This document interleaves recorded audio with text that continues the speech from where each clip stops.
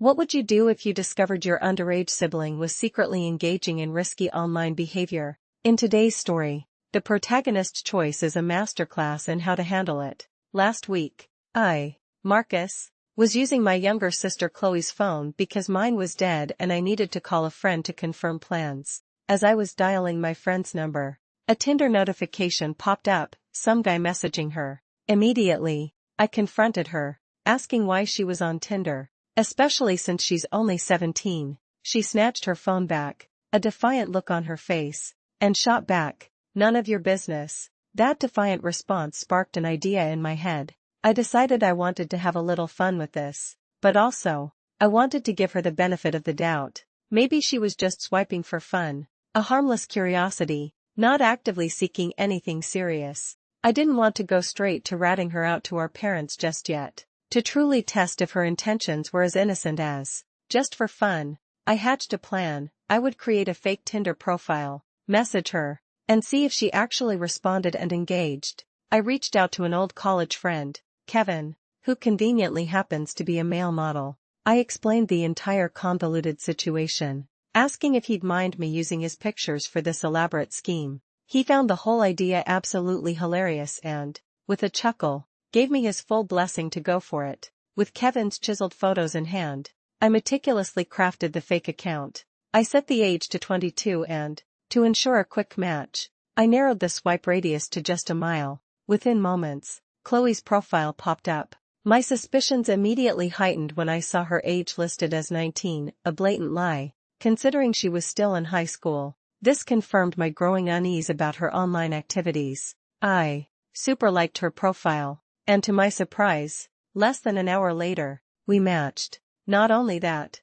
she messaged me first. This escalated things quickly. I decided to push it further, setting up a date for Sunday afternoon at a fancy restaurant downtown. To truly test her boundaries and intentions, I added, we could head to my place afterwards. Her response was chillingly receptive. She readily agreed to meet me there. The deception continued as Chloe calmly told our parents she was going to hang out with one of her track friends and would be spending the night at her place. As soon as she left, I felt a surge of righteous indignation.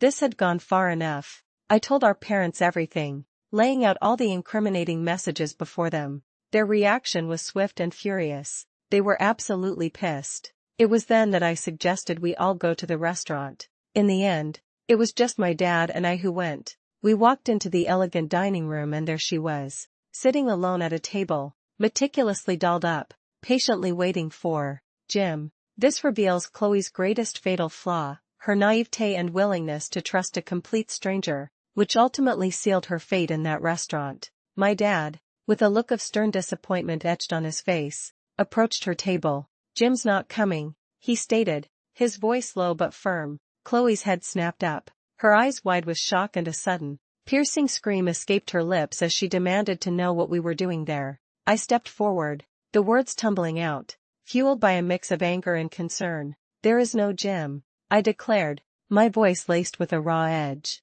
"And it was fucking stupid of you to be trying to meet grown men on Tinder at your age." My dad, seizing the moment, hammered the point home, lecturing her relentlessly about lying, about the inherent dangers of meeting strange men on the internet, and her alarming willingness to go back to a stranger's place. Our voices had risen, and soon, other diners began to turn their heads, curious gazes settling on our table. The public humiliation, coupled with the weight of her deception being exposed, became too much for Chloe. Her carefully constructed facade crumbled, and she burst into tears, ultimately bolting from the restaurant. Later, I recounted the entire saga to my friends in a group chat. Most of them found it hysterical, praising my elaborate scheme. However, 2 of my female friends were appalled, labeling me a fucking dick and cruel for what I'd done. My other friends quickly came to my defense, arguing that she desperately needed to be taught a lesson.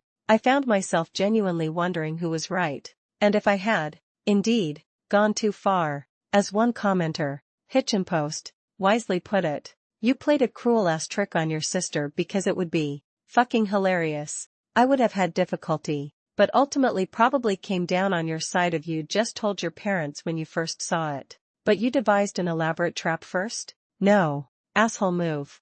This sentiment resonated, highlighting the fine line between concern and unnecessary cruelty. Another perspective from Lalabeth93 stated, "What she's doing is extremely dangerous, for obvious reasons. Unfortunately, what you did is more than likely just going to push her further away. She will probably just try harder to hide things. Something else is likely going on in her life that's encouraging her to seek attention from older men. Invading her privacy, lying to her, and humiliating her is going to make her less likely to open up to family about her life and make it harder for you and your parents to support her." This comment made me pause and consider the long-term impact on our relationship. Reflecting on everything, especially the implication that she was willing to go back to Jim's place for something more intimate, I came to a difficult conclusion. I was indeed the asshole, but, in a strange way, I was the asshole she needed. If nothing else, she now understands the profound importance of not being a complete moron when seeking out connections, especially hookups, on Tinder. And to those who predicted she'd never speak to me again, well, we just finished playing FIFA for the last hour, so shrug emoji. The core lesson of this experience is that while intentions may be good, the methods we choose to teach lessons can have unforeseen consequences on relationships. How far is too far when trying to protect someone you care about?